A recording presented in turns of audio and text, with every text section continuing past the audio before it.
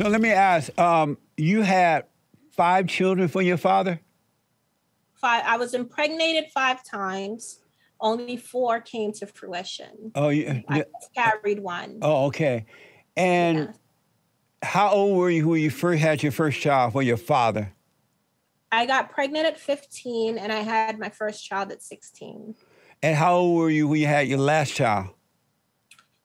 I was 22. And why were you still having sex with him at 22? Because I didn't have a choice in the matter. At 22, you still had to have, were you still living at home or something? He was still in my life, controlling me, threatening me, beating me. Oh, I see. My sisters, my mom, yes. You know, and so how do your children feel knowing that? You said, I saw one of your videos and you said that my children are my brothers and sisters. Because you have one son, I believe. Yes, but biologically they are my siblings. What's that like? I mean, we have the same father. Right. That's amazing. What is that like knowing that your children, and how do they see the fact that you're like their mother and you're their sister? What do they say about that? They say a lot of different things. I would say it's an interesting experience because there is a dynamic as far as our parental by me being their parent, and how the fact that I am also their sibling plays out. It's more on the positive side, only because, and I'm not saying this is intentional, because it's not necessarily intentional. I do think that the age that I had them and was raising them with, the fact that I was so young, also created a relationship of more camaraderie, which then played into the fact that we were siblings. And then their experience in life was different from mine. They went to school, I didn't. So while they was going through the school system, it was a perspective for me that I learned from, even though I was their parent. So there was a lot of learning and growing. I wasn't necessarily in the position to be all authoritative over them, because there was a lot about the world that I didn't know that they were being exposed to at a very young age. And for me, I was an adult. So I think that it is most shown just in our familiarity, how we interact with each other. I mean, my kids are my best friends, especially my oldest daughter. We enjoy a lot of the same things. They come to me about any and everything. So I think the comfortability between, I don't even know if that's a word, but our comfort levels as parent and child is increased because of this dynamic that we are also siblings. When they leave home to go to school, they're out into the world with their friends and other people. How they dealing with the teasing and the attacks from other people that their father is their grandfather and their mother is their sister. How do they deal with the teasing of the world about those things? They don't experience that. No one says anything to them about it at all? No, their friends have only been supportive. They have never been teased for that at all.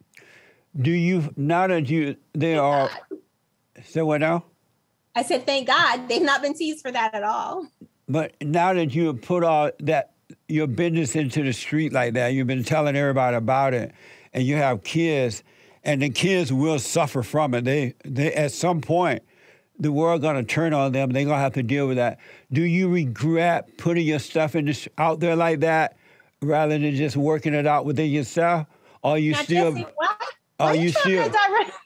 Are you still proud that you put that out there and now they're going to have to suffer the consequence of it? So, the world is so mean and evil now.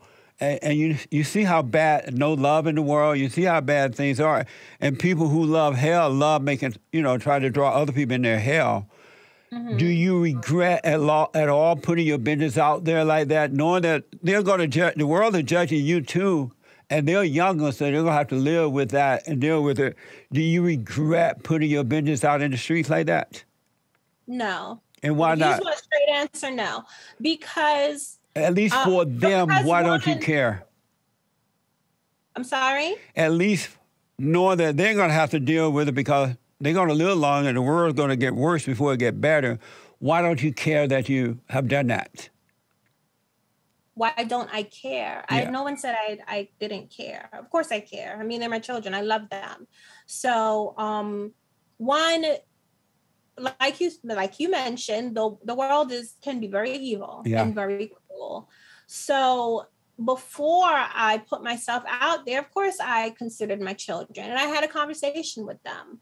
But I do think that because of their experience and their life with me through their childhood and through their adolescence, they developed a sense of resilience, a sense of internal resilience that I passed on to them.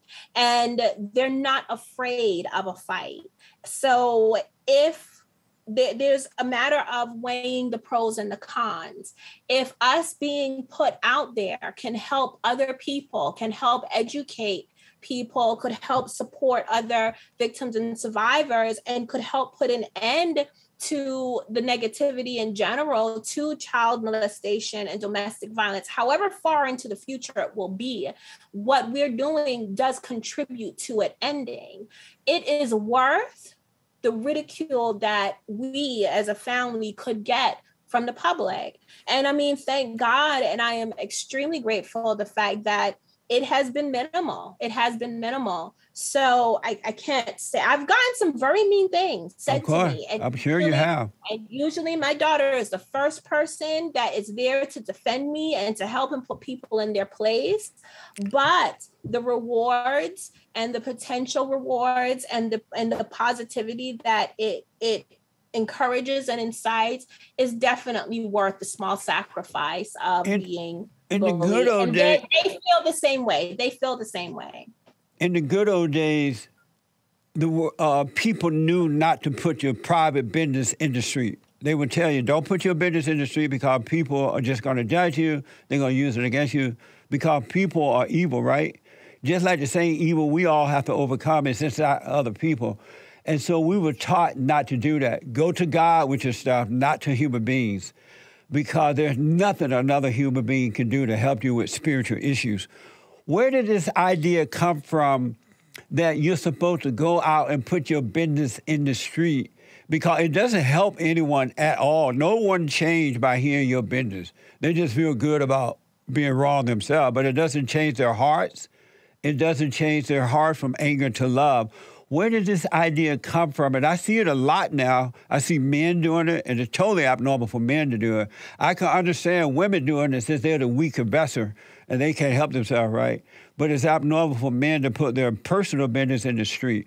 Where does this idea come from that men and women should go out and tell the world and pretend that they're helping somebody by telling the world? Where did that come from? Okay, so to answer your question clearly, there's a lot of words that you're using that I think I need to clarify, like abnormal, right? What you're saying is abnormal. First, we would have to define what normal is. Normal is not putting your business in the street. Abnormal is putting your business in the street.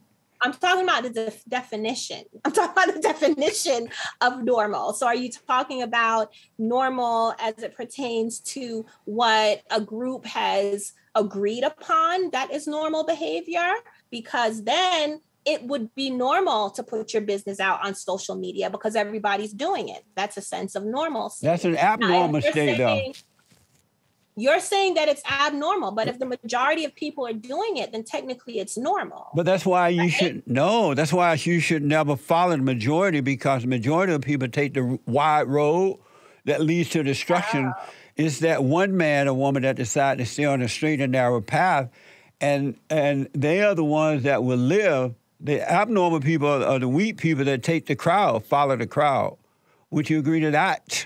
So the abnormal are people who follow the crowd. That's the general populace. So the abnormal is the status quo, but normal is what is unique and individual. Yes. Is that what you're saying? Absolutely. Okay. That makes sense, right? Depends on the perspective that you are looking at it from. Are you a crowd taker or are you an individual? Or do I'm an you individual. follow the crowd? It depends on what space that I'm in. What do you mean by that? So if I go to church, right? Let's say I go to a Christian Baptist church, and the crowd, there are 500 people there, and all of the crowd are bowing their heads to pray. But let's just say at home, me as an individual, I don't bow my head. I bend my knees and hold my head straight up. Well, aren't you following the crowd by putting your business in the street rather than being an individual and working it out between you and God? Am I following the crowd? Well, why can't I do it all? I have worked it out between God and myself. But if you had worked it out between you and God, you would never put it in the street because it would exist no more. That's not true, because then that would be a selfish act. If I am only seeking to heal myself, then that means that I am only focused on myself. You can't heal anyone else. You can't even heal yourself, and you can't heal anyone else. Only God can heal us when we see what's going on within us. So you're not healing anyone by putting your business in the street. It may feel good, and it may people like, oh, that's so nice. You so this, you so that. But nobody's being healed from you putting your business in the street. So I never said that I was healing anyone. Right. I never said that. I am helping people to facilitate their own healing. So as far as me actually healing, I'm not, someone who lays hands on a person and say, you're healed. That's not, but I could be a conduit, and I could help facilitate somebody's healing that they either do on their own or do with a professional. But putting your business in the street is not even facilitating. To point a person back to God, hey, let God handle this, is facilitating. But to put your business out there, because you're going to be judged. People talk about you right now. You and you said you hear from some of them. Oh, I'm sure they are. Yeah. So you're not helping the situation at all. But let me ask, because of time, are you over the trauma of what? Are you over the trauma of what happened to you with you and your father? Are you over that trauma? Yes. And how do you know you're over it? I know that I'm over it because I function quite efficiently on a daily basis, even though I have experienced that trauma. I have seen progress, and I have experienced progress and growth from that trauma. I recognize and I know who I used to be, and I have changed for the better from that place. So when you are go ahead, I'm sorry, finish that. No, I'm done.